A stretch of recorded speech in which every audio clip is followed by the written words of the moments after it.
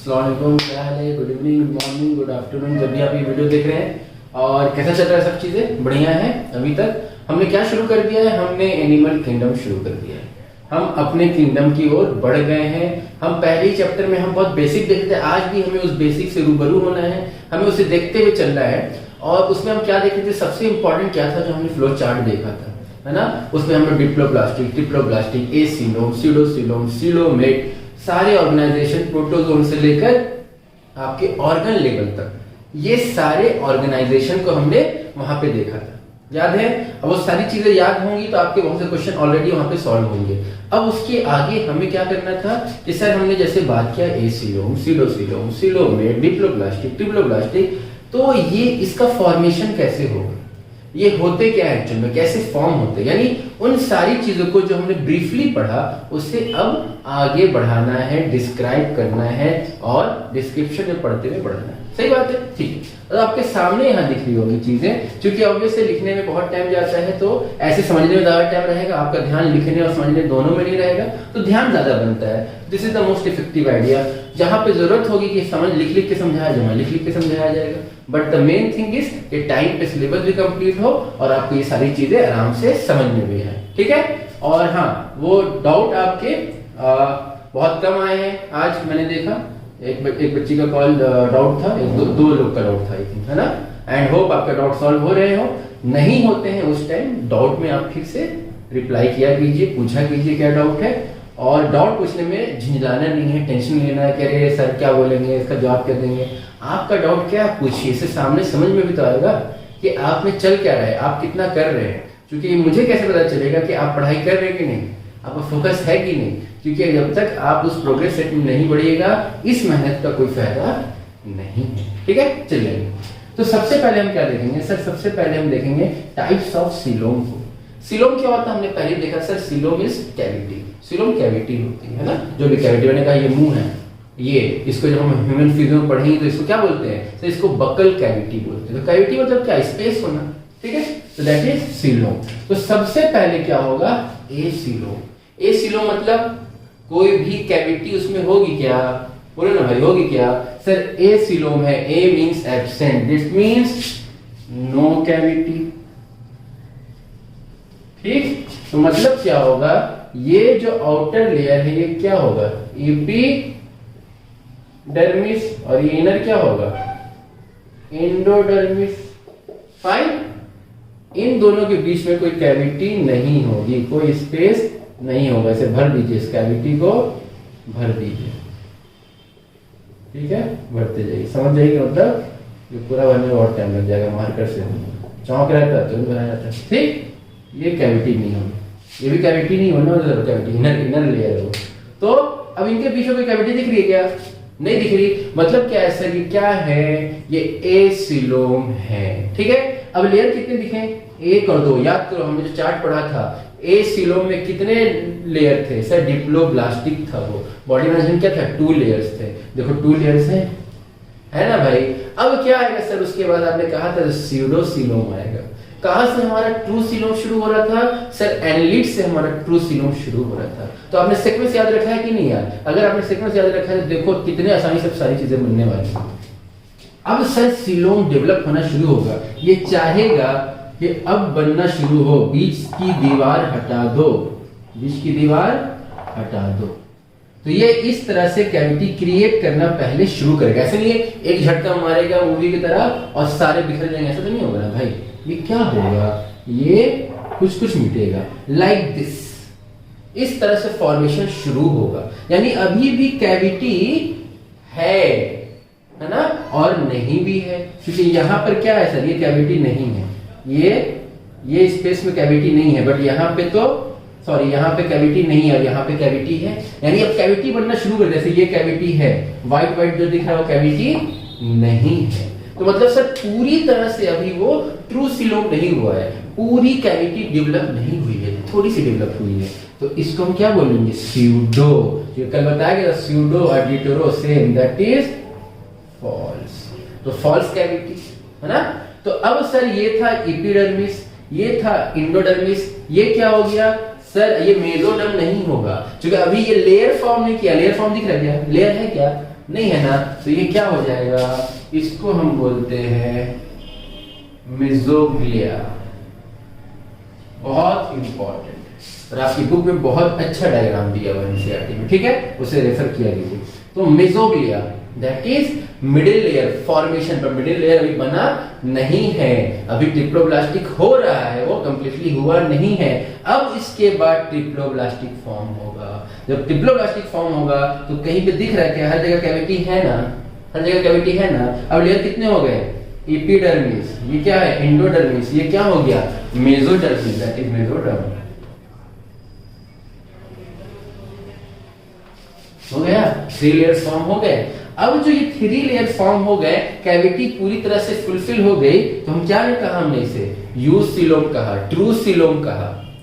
Clear बात है? तो ये कैविटी का मसला समझ में आया आपको, जिसमें सबसे इंपॉर्टेंट पार्ट क्या है? सीडोसिलोम का। अब मैंने बताया कि सर एक चीज याद रखना है, कहां पे पहली कैविटी शुरू हुई? तो एनालिड में शुरू हुई। ये सबसे पहले कहां आएगा?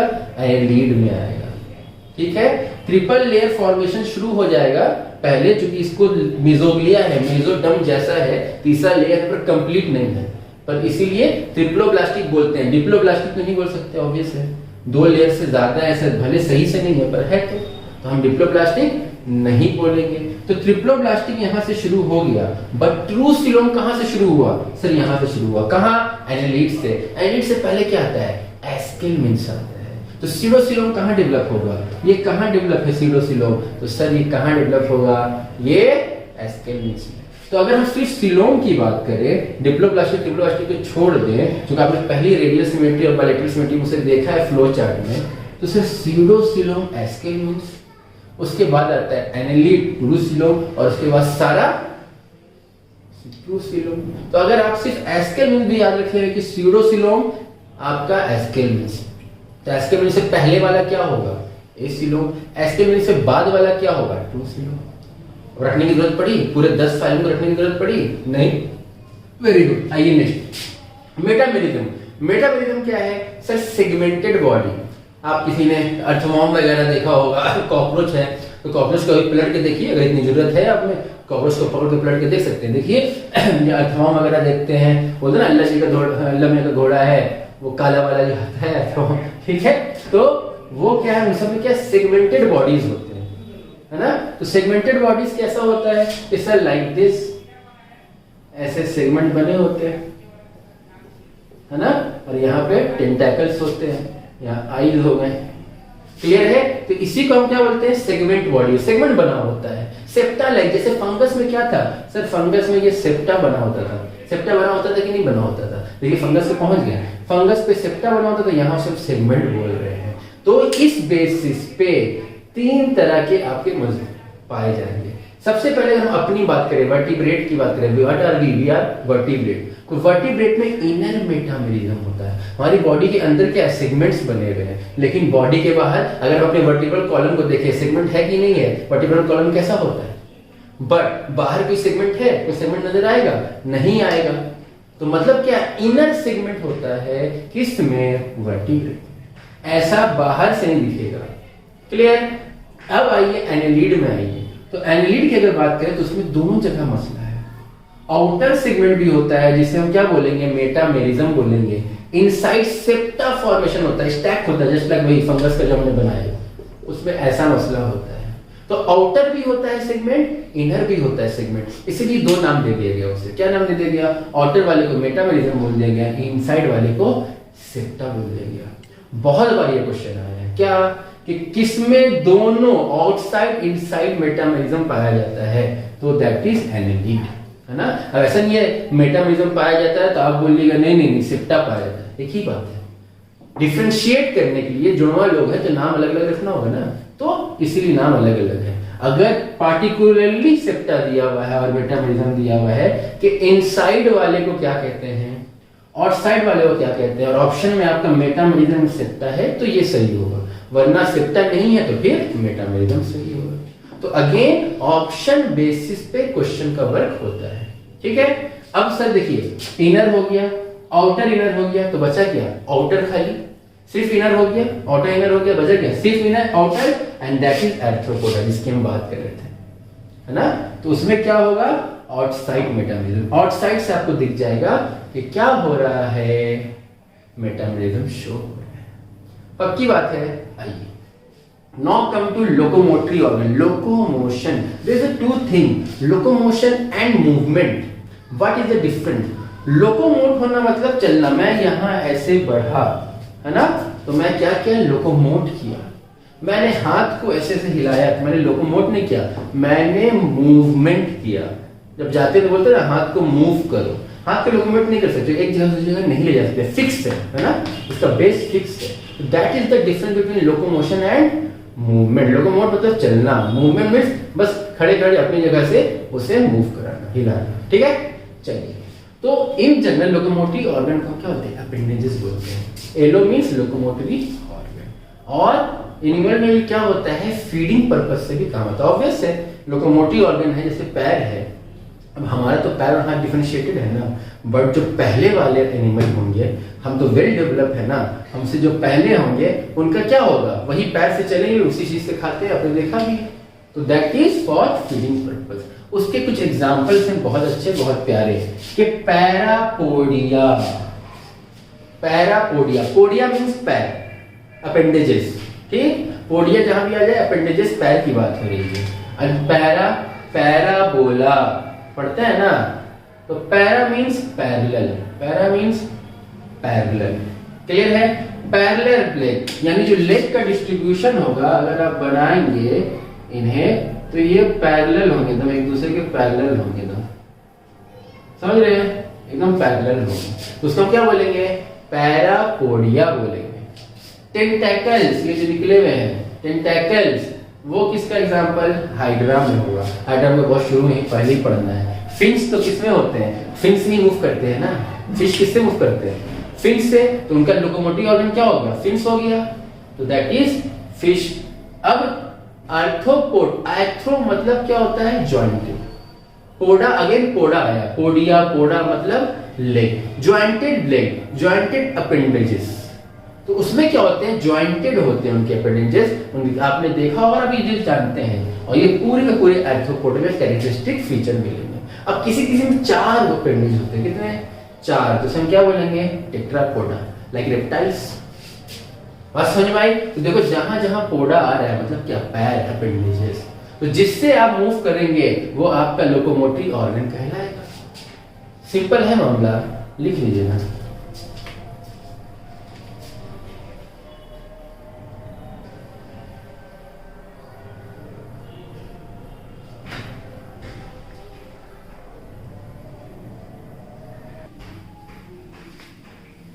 हो गया, चलिए अब कहाँ गए हम लोग ने, क्या देख लिया भाई, तो हमारा मामला चल रहा था सर कि हमने अभी सारा सिलोम का मसला देख लिया, मेटामेरिज्म वगैरह देख लिया, अब हमें देखना है बॉडी टेम्परेचर।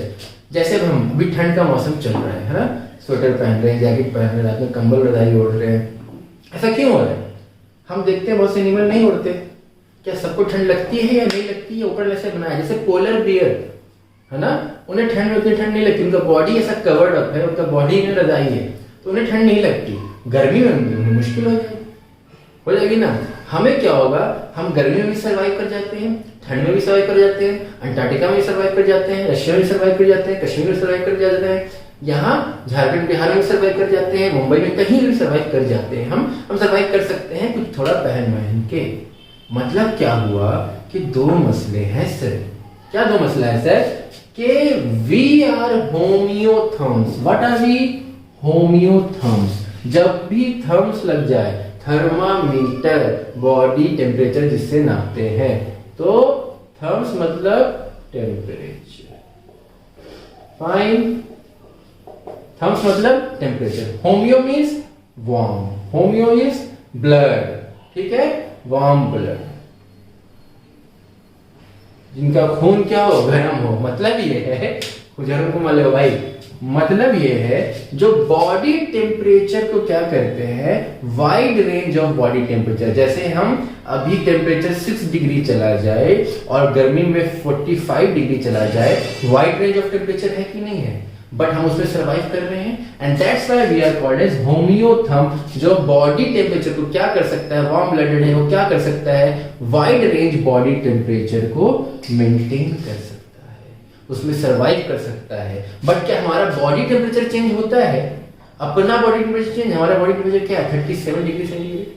पक्की बात है ना। फीवर कैसे नापते हैं कि 37 से अगर बढ़ गया है सर, तो हम क्या बोलते हैं, सर इसे फीवर आ गया। क्यों? क्योंकि हम बॉडी टेम्परेचर हमारा कांस्टेंट होना चाहिए, लेकिन आउटर टेम्परेचर में हम 6 डिग्री हो, 0 डिग्री हो, 50 डिग्री हो, हम उसमें सर्वाइव कर जाते हैं। तो आउटर में हम क्या है, can maintain wide range of temperature, but अपना टेम्परेचर क्या होना चाहिए, कांस्टेंट होना चाहिए। ऐसा कोई एनिमल है, ऐसा कोई इंसान है, उसे हम क्या बोलेंगे, होम्योथर्म बोलेंगे। क्लियर है बात? अब इसको ऑपोजिट कर दीजिए ना सर, क्या कि नैरो रेंज मेंटेन करते हैं सर, यानी 0 से 5 डिग्री, 0 से 10 डिग्री बनेगा, 0 से 5 डिग्री लिखा है, 0 से 10 डिग्री भी ठीक, इतना टेम्परेचर मेंटेन करेंगे। हमारी तरह नहीं कि 0 डिग्री से 50 डिग्री तक मेंटेन कर सकते हैं, ना ना ना ना, ऐसे वो सर्वाइव नहीं कर पाएंगे। ठीक, प्लस हमारा बॉडी टेम्परेचर क्या है, कांस्टेंट है, सेम है, उनका अपना बॉडी टेम्परेचर वो चेंज कर लेते हैं, है ना।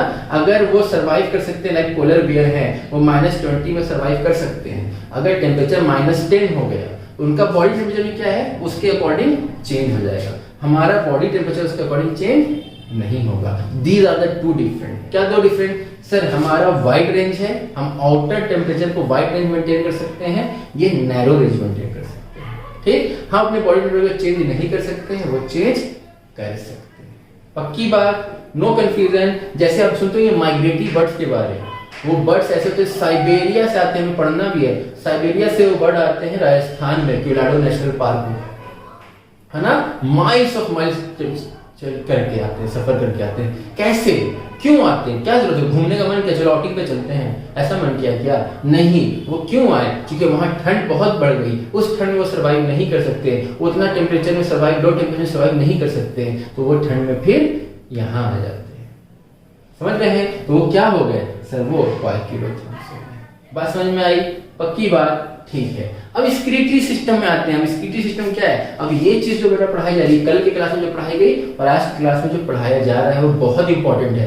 क्योंकि जब हम पोरीफेरा से मामला शुरू करेंगे, यानी इंडिविजुअल फाइलम को हम पढ़ना शुरू करेंगे, यही चीजें हमें वहां मिलेगी। बस हमें जानना ये होगा कि पोरीफेरा में कैसा स्क्रीटरी सिस्टम है भी कि नहीं है, प्लेटिहेलमिन्थस में कैसा है, एनालिड में कैसा है। तो अगर हम ये जान ले कि कैसा होता है, तो फिर वहां सिर्फ क्या जानना है, वो है कि नहीं है। हमें जैसे कि पता है कि हम किसी शॉप में जाएंगे और हमें लेना है 4 डिफरेंट तरह के, हमें कोई भी आइटम लेने हैं, ठीक। अब हमें आइटम के बारे में फुल नॉलेज है, तो हमें क्या करना होगा, सिर्फ जाके पूछना होगा आपके पास ये चीज है या नहीं है। हमें वहां जाके उसकी नॉलेज लेने की जरूरत है क्या? नहीं है ना।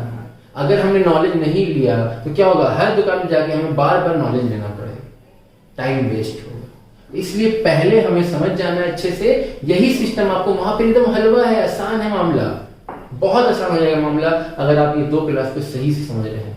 क्या होता है, क्या है आपका होम्योथर्म, पाइकिलोथर्म। मैंने जैसे पहले ही बताया कि पहली क्लास वाले से 2 चैप्टर या 2 क्वेश्चन नीट में इस बार आए थे, तो इंपॉर्टेंट देना है, समझना है। ये मेरे लिए डिफिकल्टी है, इतने बड़े सिलेबस को कॉन्साइज करा के कैसे पढ़ाया जाए कि सब कुछ उसमें समझ में भी आए और उसमें से कुछ हट के भी ना आए। इसमें मेरा टाइम बहुत जाता है, बट वो मेहनत है आप लोगों के लिए। तब अगर आप लोग इसमें भटक जाएंगे, इस चीज को भी फॉलो नहीं करेंगे भैया, तो ये बहुत बुरा हाल है। स्पेशली बिहार में ये चीजें हैं कि लोग भर भर के पढ़ा देते हैं। जैसे दाव है ना, खाना एकदम भर के खाओ, हालत तक खा लो, वैसे पढ़ाई भी ऐसे ठुसा देते हैं, लोग ठुस हो। अब स्टूडेंट परेशान है, इतने इतने नोट्स बन जाते हैं लोगों के, जाके देखिए कम्युनिटी सीनियर्स के, इतने इतने नोट्स बन जाते हैं, 2-2 कॉपी भरा हुआ, खाली एनिमल किंगडम का भरा हुआ भैया। पता चला खाली बुक को छपा दिया गया वहां, रिजल्ट आउटपुट 0। आप उतना डाइजेस्ट ही नहीं कर पाएंगे, हाजमा खराब हो जाएगा आपका। तो जो दिया जा रहा है उस पर आपको बहुत तरीके से, सलीके से पढ़ना है। कायदे में रहोगे तो फायदे में रहोगे।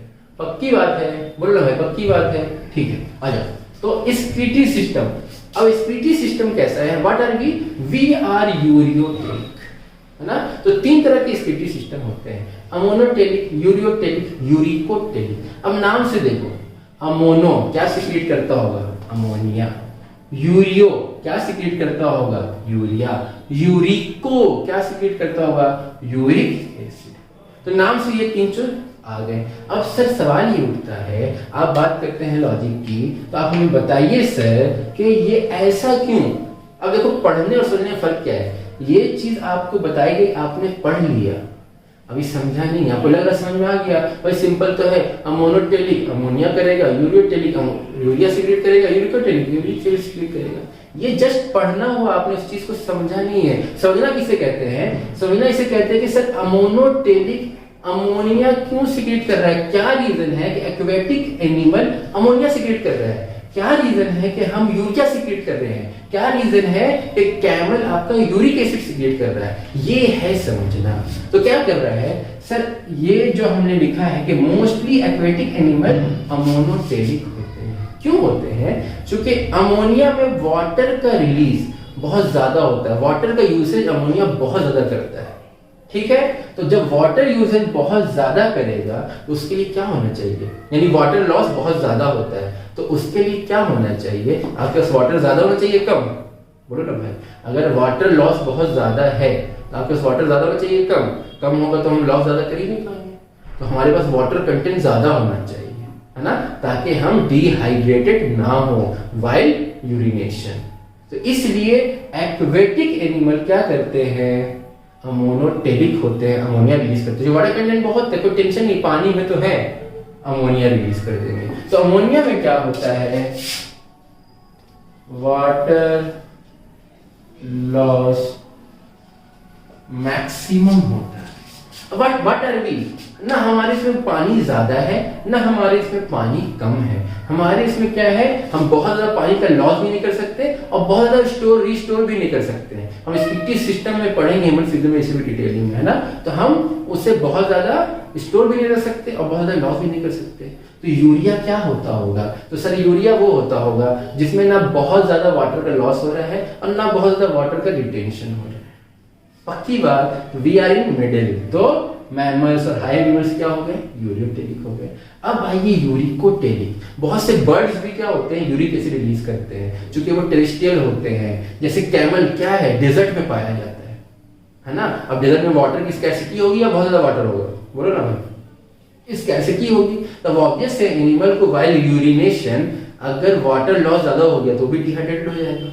तो ऊपर वाले ने फिर वही निजाम कितना अच्छा बनाया है। क्या बनाया है कि भाई तुम्हें पानी की जरूरत है, तुम ज्यादा लॉस मत करो, पर एक्सक्रीशन तो होगा, यूरिनेशन तो होगा। तो क्या होगा? तुम यूरिक एसिड सीक्रेट करोगे।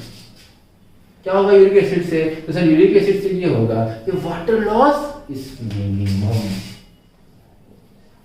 Water loss is minimum. देखिए निजाम कि हमारे ऊपर है कि हम चाहे तो यूरिया सीक्रेट करें, चाहे तो अमोनिया, ऐसा कर सकते हैं क्या? नहीं ना, ऊपर वाले ने इतना परफेक्ट निजाम बनाया है। बात समझ में आई? अच्छा ठीक है। अच्छा यहीं पे एक चीज देख लेते हैं कि अब हार्ट देख लेते हैं, अपना हार्ट, है ना, कि हार्ट में कितने चैम्बर होते हैं? हमारे हार्ट में कितने चैम्बर हैं? 3 चैम्बर 4 चैम्बर, बोलो ना भाई, 4 चैम्बर हार्ट है हमारा। पक्की बात, ठीक है। तो हर किसी में 4 चैम्बर होता है क्या? नहीं होता है ना। तो कहीं से शुरू होता है मामला। एक तो सर हार्ट ऐसा तो है नहीं कोरीफेरा से शुरू हो जाएगा, है ना। हार्ट आपका फुल्ली डेवलप तो वर्टिब्रेट में होगा। बात समझ में आ रही? फुल्ली डेवलप कब होगा? वर्टिब्रेट में होगा। आ जाएगा आर्थ्रोपोडस का मामला, आ भी जाएगा, सर्कुलेटरी सिस्टम डेवलप हो भी जाएगा, बट मेनली कहां से होगा? आपका fully develop circulatory, double circulation जिसे हम कहते हैं, उनमें क्या होता है? ओपन सर्कुलेशन होता है। तो आइए हम देखते हैं बहुत आसानी से मामला, एक ट्रिक के साथ ही देख लेते हैं, फिर उसे डिटेलिंग में देखना है। That is form BC. क्या? Form BC. एफ फॉर क्या हो गया? फिश हो गया। ए फॉर क्या हो गया? एम्फीबियन हो गया। आर फॉर क्या हो गया? रेप्टाइल्स हो गया। एम फॉर क्या हो गया? अब तो नाम आप बता सकते हैं, मैलिया हो गया। B for birds. बर्ड जिस ग्रुप में आता है उसे हम क्या कहते हैं? एव्स कहते हैं। यहाँ फार्म एसी भी लिखा सकते थे, आसान था मामला, लेकिन फिर यहाँ ए कंफ्यूजन आ जाता है आपको, इसलिए मैंने फार्म बीसी लिखा है, ठीक है। एंड सी फॉर क्या हो गया? क्रोकोडाइल। अब क्रोकोडाइल होता तो रेप्टाइल है, और इसको लिख क्यों नहीं रहे रेप्टाइल में, क्योंकि अभी हम क्या देख रहे हैं, हार्ट का देख रहे हैं, कितने चैम्बर्ड हार्ट होते हैं। ठीक है, तो crocodile is the exception, crocodile is the exception, जो being reptile it has 4 chambered heart. तो सबसे पहले वाले का कितना चैम्बर्ड हार्ट होगा, 2 चैम्बर्ड। कितना चैम्बर्ड, 2 चैम्बर्ड हार्ट। अब नेक्स्ट 2 का कितना होगा, 3 चैम्बर। तो पहले का 1 प्लस कर देना, 1 का 2, 2 का 3, तो ये 3 का बोलो ना भाई 4। आसान है मामला कि नहीं है। फर्स्ट का 2, फिर नेक्स्ट 2 का 3, फिर नेक्स्ट 3 का 4। तो फिश का कितना चैम्बर्ड हार्ट हुआ, 2। सर एम्फीबियन का कितना चैम्बर्ड हार्ट हुआ, 3। सर रेप्टाइल का कितना चैम्बर्ड हार्ट हुआ, 3। बट क्रोकोडाइल का कितना हुआ, 4। अब इससे आपका क्या होगा, कितने चैम्बर्ड हार्ट किसमें होते हैं, आपने एक बार में आसानी से पढ़ लिया कि नहीं, समझ लिया कि नहीं, रटना पड़ा नहीं पढ़ाना, इसी को कहते हैं समझ के पढ़ना। तो लिख लीजिए।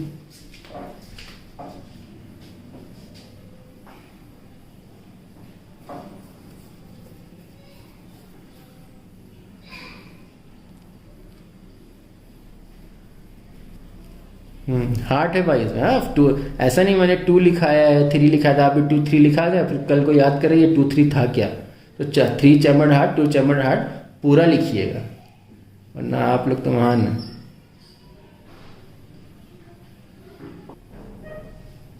हो गया, चलिए अब हम आते हैं अपने पहले फाइलम की तरफ, which is nothing but Porifera. ठीक है, तो हम पोरीफेरा की तरफ आते हैं।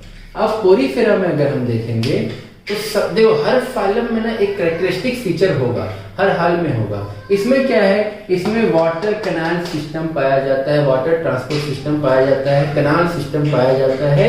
जो कैरेक्टरिस्टिक फीचर किसका है, पोरीफेरा का। अब सर ये एनिमल किंगडम में सबसे पहले है, इसमें कोई डाउट नहीं है भाई। एनिमल किंगडम में क्या सबसे पहला फाइला है, तो सबसे लेस डेवलप क्या होगा सर, पोरीफेरा होगा। डाइजेस्टिव सिस्टम एब्सेंट होगा, माउथ एब्सेंट होगा, रेस्पिरेटरी सिस्टम सारे एक ही थ्रू किसके जाएंगे, थ्रू पोर्स निकलेंगे, थ्रू पोर्स होते जाएंगे। क्योंकि कोई सिस्टम अभी डेवलप नहीं हुआ, क्योंकि बॉडी अभी इसका क्या होगा, सेलुलर लेवल होगा ना। फिर क्या होगा, दूसरे वाले में टिश्यू लेवल होता है, टीनोफोरा तक टिश्यू लेवल, फिर ऑर्गन लेवल। तो जब ऑर्गन लेवल आएगा तभी तो सारे सिस्टम डेवलप होना शुरू होंगे ना। तो ये तो बेसिक थिंग है ना, इसे समझना है, ये ऑलरेडी समझाया गया है। तो सर इसका हमने पहले पढ़ा है, क्या होगा, ये किस में आता है, डिप्लोब्लास्टिक में आता है। मोस्टली क्या होंगे, सारे मरीन होते हैं, सिर्फ एक छोड़ के स्पॉन्जिला एक्सेप्शन है। क्या है ये, फ्रेश वाटर होता है। क्या होता है ये, Spongilla is fresh water, other all poriferans are marine water. Habitat कैसे रहते हैं, किस तरह से रहना पसंद, मिलजुल के रहना पसंद करते हैं। कॉलोनियल मतलब जो ग्रुप में हो, ये भी पहले आया है एकदम। सॉलिटरी मतलब जो सिंगल हो, एंड सेसाइल जो अंदर रहते हो, अंडर, ठीक है, जमीन के अंदर रहते हैं, सेसाइल बोलते हैं उसे। तो ये तीनों तरह हो सकते हैं, ग्रुप में भी रह सकते हैं, सिंगल पाए जाने में रहते हैं, और सेसाइल भी होते हैं। इनका हैबिटेट तीनों जगह लाई करता है। ठीक है, respiration through body surface, obviously अभी रेस्पिरेटरी सिस्टम शुरू नहीं हुआ है, तो रेस्पिरेशन क्या होगा, थ्रू बॉडी सरफेस ही होगा। डाइजेशन इंट्रासेलुलर, 2 टर्म आता है, पहले भी आई थिंक इस बात पे डिस्कस हुई है। Intra means within, intramolecular hydrogen bonding पढ़ते हैं ना, intermolecular hydrogen bonding, intramolecular hydrogen bonding. तो क्या होता है कि सर अगर हाइड्रोजन है इस तरह से बॉन्ड कर रहा है, इन दोनों के बीच कौन सा बॉन्डिंग है, इंटर या इंट्रा, तो इनके बीच है इंटरमोलिकुलर। बिकॉज इंटर मीन्स क्या होता है, between, inter means between, intra means within. और अगर इनके बीच बॉन्डिंग है, हाइड्रोजन और हाइड्रोजन के बीच बॉन्डिंग है, तो हम क्या बोलेंगे, इंट्रा, विदिन, सेम एलिमेंट। बात समझ में आई, अगेन लॉजिक है, इसे कहते हैं समझना। तो अब क्या हुआ सर, इंट्रासेलुलर है, within cell, it's own cell, क्या होगा, रेस्पिरेशन होगा। हम देखते हैं inter school competition, intra school competition. Inter school का तो 2 स्कूल के बीच कंपटीशन होता है, इंट्रा स्कूल में क्या होता है, आप ही के स्कूल के बच्चे खेलेंगे विद इन दैट स्कूल। बात समझ में आई, समझ में आई तो बहुत अच्छी बात। आइए अब क्या होगा, इसमें लेयर क्या होगा सर, डिप्लोब्लास्टिक है, है डिप्लोब्लास्टिक 2 लेयर होने चाहिए, outer and inner, epidermis and endodermis. तो एपिडर्मिस क्या होगा जो लेयर, उसको हम क्या बोलेंगे, पिनाकोडर्म। ये पिनाकोडर्म कितनी तरह लग रहा है, पिनाकोसाइट की तरह, इसकी तरह पिनाकोसाइट्स। और ये बताए हैं जहां साइट लिख जाए मतलब सेल, साइट मतलब सेल। पिनाको वाटर, वाटर चैनल, ठीक, पिनाको। उसी तरह इनर क्या है, क्वानो, क्वानो को भी हम चैनल बोलते हैं, क्या बोलते हैं, चैनल। कौन सा चैनल, वाटर चैनल, हमने पहले ही पढ़ा, water channel, water canal system. Canal मतलब क्या होता है, पैसेज, कैनल मतलब पैसेज, ठीक है।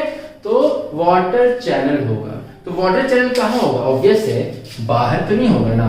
आउटर लेयर क्या है, पिनाकोडर्म है, इनर क्या है हमारा, क्वानोडर्म है या क्वानोसाइट्स हैं उसमें। तो जो पानी होगा उसके बॉडी के अंदर होगा, तो वाटर चैनल कहाँ चल रहा होगा, तो सर इनर वाले में चल रहा होगा। और इनर क्या है हमारा, क्वानोडर्म से, क्या है, ज्वाइनो नहीं, क्वानोडर्म से, ठीक है। अब सर पानी कहीं से आएगा, आपने कहा है कि रेस्पिरेशन, रिस्क्रीशन सब क्या विद इन बॉडी हो रहा है और देह से निकल रहा है, पोर्स के थ्रू जा रहा है, ठीक। तो कहीं से आता होगा, कहीं से जाता होगा। माउथ तो इनका है नहीं, एनस तो इनका डेवलप है नहीं, कि आने जाने का रास्ता पता है। तो क्या होता है, जो इनका एंट्री होता है विद इन, ये बेस है, बेस के पास एंट्री होता है, यहां से हो सकता है, यहां से हो सकता है, यहां से भी एंट्री हो सकती है। आपको गैप दिखाया गया समझाने के लिए, ऑब्वियसली इतना ज्यादा गैप तो नहीं होगा ना, और इनमें भी इतना गैप नहीं रहेगा। ये पोर्स है, पोर्स को दिखाने के लिए गैप दिखाया गया। ये सारे क्या है, पोर्स है, क्या है, पोर्स है। तो हमने देखा है पोर्स के थ्रू ही, बॉडी सरफेस के थ्रू ही क्या होता है, इनका डायरेक्शन, रेस्पिरेशन सब कुछ होता है। तो जहां से एंट्री होगी वाटर, जहां से इनके बॉडी में जाएगा, पोर्स के थ्रू इनके बॉडी में जाएगा, उस एंट्री के नाम को हम क्या बोलते हैं, ओस्टिया बोलते हैं। क्या बोलते हैं, ओस्टिया बोलते हैं, ठीक। अब कहीं से जाएगा तो कहीं से निकलेगा, जहां से निकलेगा उसे हम क्या कहते हैं, ऑस्क्यूलम कहते हैं। बहुत इंपॉर्टेंट क्वेश्चन है, ध्यान से लिखिए। तो एग्जिट कहां से हो रहा है, वाटर चैनल सिस्टम, ऑस्क्यूलम से। एंट्री कहां हो रहा है, ओस्टिया से। क्लियर बात है, ठीक है सर। तो कैनाल सिस्टम ऑब्वियस है, इनमें भी डिफरेंट क्लासेस होंगे, है ना। इस फाइलम में डिफरेंट क्लासेस होंगे, जैसे प्लांट किंगडम में डिफरेंट फाइलम थे, सॉरी क्लासेस थे, है ना। फंगस में डिफरेंट क्लासेस थे, तो ऑब्वियसली इसमें भी डिफरेंट क्लासेस होंगे। तो इसमें जो क्लासेस के बेसिस में जो water canal system, water canal system है, वाटर चैनल सिस्टम है, वो 3 तरह से होते हैं। कितनी तरह से, 3 तरह से। एक आपका हो गया एस्कॉन, दूसरा साइकॉन, तीसरा लिकॉन। और ये 3 नाम दिख रहे हैं ना, एस्कॉन, साइकॉन, लिकॉन, ये आपके 3 क्लासेस हो गए, किसके, पोरीफेरा के। तो इस एग्जांपल से आपके 3 क्लासेस भी खत्म हो जाएंगे, एस्कॉन, साइकॉन एंड लिकॉन, 3 क्लासेस हो गए, ठीक। एस्कॉन ऑब्वियसली पहले लिखा है, तो सबसे सिंपल ये होगा। सबसे सिंपल सिस्टम कौन सा होता है, ascon system. Line through radial canal, ये जो रास्ता जा रहा है ना, ये जो रास्ता जा रहा है ना, इसी को हम क्या बोलते हैं, रेडियल कैनाल बोलते हैं। क्लियर है। इसके बीच में जो पूरा गैप है, गैप को हम क्या बोलते हैं, कैविटी। किसका कैविटी है, स्पॉन्जेस का। पोरीफेरा का सबसे कॉमन एग्जांपल क्या है, स्पॉन्जेस। क्या, स्पॉन्जेस। तो स्पॉन्जोसिल, स्पॉन्ज के अंदर की कैविटी, ठीक है। इसके थ्रू गया वाटर सिस्टम, तो क्या बोलेंगे, एस्कॉन टाइप। क्लियर है। अब लाइन टू स्पॉन्जोसील, इनर जा रहा है, यानी कोई आया, एकदम सिंपल आदमी कौन है, कोई आया, वो आपसे मिला और मिल के सलाम दुआ करके चला गया, सिंपल। तो कितना सिंपल आदमी, साथ में चले गया। अब एक होते हैं हरकत वाले स्टूडेंट, आएंगे क्लास में, उनको पता है बैठना कहाँ है, पर कभी उधर जाएंगे उसे छिड़ेंगे, कभी इसे छिड़ेंगे, कभी इधर जाएंगे कभी उधर जाएंगे, है ना। और एक होते हैं आया, पहले अंदर ऐसे राउंड मारेगा, फिर जाके अपनी जगह में बैठेगा, एक सर्कल मार के बैठेगा। तो जब सिंपल आके बैठ के चले गए, सिंपल आया, यहाँ से वाटर एंट्री किया और ऐसे करके फिर एग्जिट, तो उसको हम क्या बोलेंगे, एस्कॉन टाइप, ठीक है। लिकॉन क्या होगा, स्पॉन्जोसील के थ्रू, मतलब आया, अंदर अंदर गया, बाहर बाहर इस पे नहीं गया, रेडियल पे नहीं गया, अंदर अंदर गया, थ्रू लाइन थ्रू या लाइन टू स्पॉन्जोसील।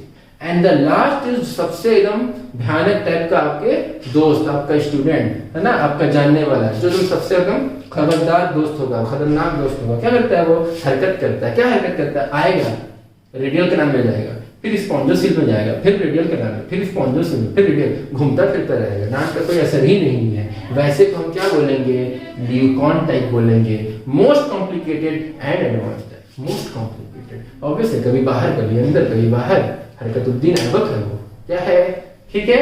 तो ये 3 तरह के सिस्टम होते हैं, तो आपको एकदम सिंपल वे से इसको याद रखना है, पक्की बात है, लिख लीजिए।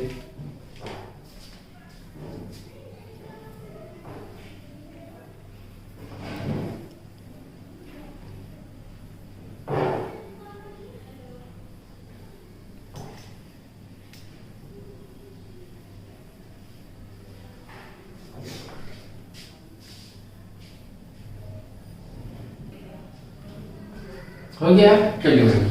अब हम मामला कहाँ बढ़ाएंगे सर, हमने देखा ऑर्डर था, पिनाकोडर्म था और आपका क्वाइनोडर्म था, पिनाकोसाइट्स था एंड क्वाइनोसाइट्स था। तो सर उसी प्रोसेस के बेसिस पे आपने ये सेल में हम पढ़ेंगे, ये चीज हम सेल में पढ़ेंगे कि फैगोसाइट्स एंड पिनोसाइट, लग रहा है ना, फैगो पिनाको से पिनोसाइट, पिनो से क्या है, पीना, पीने से क्या कहेंगे, पीना, मतलब सेल ड्रिंकिंग। किसको पीना है, सेल ड्रिंकिंग, मतलब क्या है, बहुत स्मॉल पार्टिकल को अगर आप ईट करते हैं, इंगल्फ कर देता है आपका सेल, तो उसे हम क्या कहते हैं, उस प्रोसेस को पिनोसाइटोसिस क्या कहते हैं, क्या कहते हैं, process is called as pinocytosis. जो करता है ऐसा काम उसे क्या कहते हैं, उसे हम पिनोसाइट्स कहते हैं। साइट्स मतलब सेल, पिनो मतलब सेल पीना, क्लियर है। फैगो, फैगो मतलब खाना, खाना पीना चल रहा है सेल के साथ भी, तो खाना मतलब सेल ईटिंग, मतलब लार्ज पार्टिकल को अगर इंगल्फ कर लिया जाए तो उसे हम क्या कहेंगे, सेल ईटिंग, यानी फैगोसाइटोसिस। प्रोसेस क्या कहलाएगा, फैगोसाइटोसिस। जो कर रहा है उसे हम क्या कहेंगे, फैगोसाइट्स, सेल ईटिंग। अब ऑब्वियसली जब लार्ज पार्टिकल को आप खाएंगे तो आपको कोई फूड स्टोरेज होना चाहिए, और उस फूड स्टोरेज वाले सेल का नाम क्या होगा, थेसोसाइट। बहुत इंपॉर्टेंट, क्या है, थेसोसाइट्स।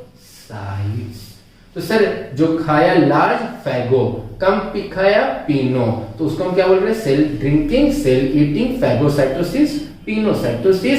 लार्ज में हमें फूड स्टोरेज की जरूरत है, और फूड स्टोरेज क्या है, थेसोसाइट्स। क्लियर है। अब आइए सर, 2 ऑर्गन था, तो इनर वाला इसमें क्या होगा, इंडोस्केलेटन प्रेजेंट होंगे, क्या होंगे, इंडो, इंडो मतलब इनर, स्केलेटन कहाँ होगा, इनसाइड होगा, आउटसाइड नहीं, इनसाइड स्केलेटन प्रेजेंट होगा। और वो 2 तरह से होंगे, स्पिक्यूल्स टाइप होंगे या स्पॉन्जिंग। स्पॉन्जिंग होता है ना, जिससे बर्तन धोते हैं, स्पॉन्जिंग है ना, वैसा होगा तो फिर तो नॉर्मल है। लेकिन अगर स्पिक्यूल्स टाइप हुआ, कांटा टाइप हुआ, तो 2 बातें हो जाएंगी, क्या सर, कैल्केरियस हो सकता है, सिलिसिक एसिड से बना हो सकता है। तो अगर कैल्शियम कार्बोनेट से बना होगा तो बॉडी क्या होगी, कैल्केरियस, हमने पढ़ा है प्रोटोजोन में, याद करो। और सिलिसिक एसिड से बनी होगी तो बॉडी कैसी हो जाएगी, सिलिशियस हो जाएगी। बात समझ में आ रही है, क्लियर है बात, है ना। तो अब हमें इसका क्या होना पड़ता है, पोरीफेरा का सिर्फ हमें 1-2 पार्ट हल्के से देख लेने हैं, एंड देन हमारा नेक्स्ट फाइलम फिर इसी तरह से चलेगा। तो हमने जो देखा कि सर मोस्टली मरीन होते हैं, हैबिटेट कैसा है, respiratory system, digestive system, respiratory system, है ना, ये सारी चीजें हर फाइलम में आएंगी, कॉमन आएंगी, तो हम उसको सिर्फ एनालाइज करके समझ सकते हैं। बाकी जैसे वाटर कैनाल सिस्टम इंपॉर्टेंट था, वैसे हर किसी में एक इंपॉर्टेंट चीज हमें मिलता जाएगा, तो मामला आसान लगता जाएगा। इस भीड़ से डरना नहीं है, जब भीड़ में हम घुस जाते तो लगता है यार आगे तो रास्ता खाली था, तो वैसी ये भीड़ है, सब समझ में आएगा। आप लोग मुझे सारे के सारे मेरे YouTube चैनल पे जाएंगे और वहां कमेंट करेंगे, मुझे सबके कमेंट चाहिए कि मामला कैसा चल रहा है, समझ में आ रहा है, चीजें नहीं आ रही हैं, मुझे एकदम जानना है। वहां पे कमेंट सबका होना चाहिए, सारे स्टूडेंट को होना चाहिए। मैं कल चेक करूंगा, कल क्या, आज शाम में आज हम लेक्चर देखेंगे और उसके बाद सारे कमेंट उस चैनल में जाएंगे, और उसके बाद आप उसे क्या करेंगे, वहां पे कमेंट करेंगे। सब्सक्राइब करना नहीं करना आपका काम है, लेकिन कमेंट चाहिए मुझे, ठीक है, ताकि उससे मुझे प्रोग्रेस समझ में आए। पक्की बात है, ठीक है। और डॉट जो है वो ऑब्वियस है, आप पूछिए ऐप के थ्रू, डॉट पूछिए, वहां भी पूछ सकते हैं, ठीक है। चलो, अल्लाह हाफ़िज़।